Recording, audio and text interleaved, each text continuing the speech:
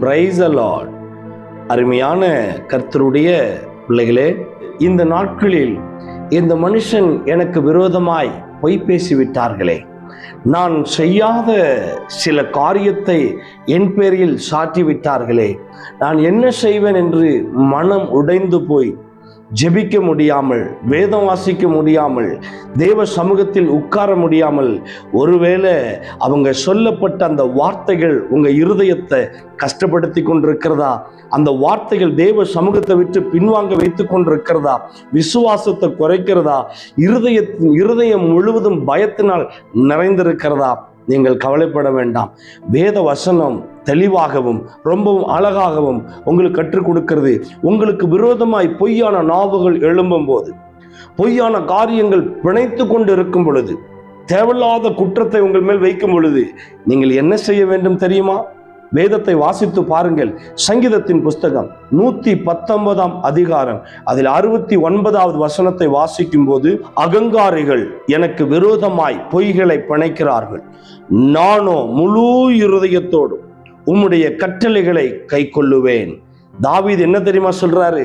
எனக்கு விரோதமாய் எத்தனையோ பொய்கள், அகங்காரிகள், என்னை பிடிக்காத மனிதர்கள், எனக்கு விரோதமாய் நிற்கிற மனிதர்கள் எனக்கு விரோதமாய் பொய்களை பிணைத்தார்கள், செய்யாத ஒன்றை செய்தேன் என்று சொன்னார்கள்.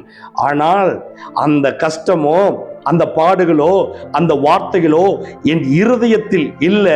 என் இருதயத்தில் முழு இருதயத்தோடு உம்மை மாத்திரம் நான் தியானித்துக் கொண்டிருந்தேன். என்ன சொல்றாரு பாருங்களேன், உம்முடைய கட்டளைகளை கை கொள்ளுவேன், முழு இருதயத்தோடு உம்முடைய கட்டளைகளை கை கொள்ளுவேன் என்று தாவீது சொன்னார். இந்த நாட்களில் அருமையான கர்த்தருடைய பிள்ளைகளே, நீங்கள் சோர்ந்து போயிட்டீங்களா?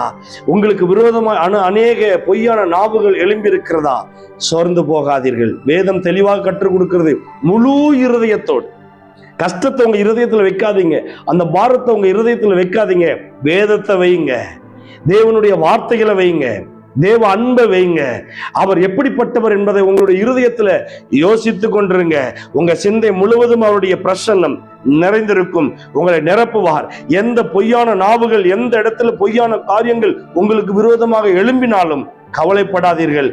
நீதி உள்ளவர் உங்களுக்கு சரியான நீதியை காண்பிப்பார், சமாதானத்தை கொடுப்பார், ஆறுதலை கொடுப்பார், தேற்றுவார். நிச்சயமா உங்க வலது பாரிசத்துல நிற்கிறவர் நீதி உள்ளவர். பொய்களை கண்டு, பிரச்சனையை கண்டு, உங்களுக்கு விரோதமா எழும்புகிற சத்துருவுகளை கண்டு பயப்படாதீங்க. உங்க வலது பாரிசத்துல நிற்கிறவர் நீதி உள்ளவர். இந்த வேத வசனத்தின் பிரகாரம் உங்களை நிச்சயமாய் கர்த்தர் காத்து கொண்டு உங்களை அவருடைய சத்தியத்தின் பிரகாரம் நடத்துவாராக. ஆமீன். God bless you.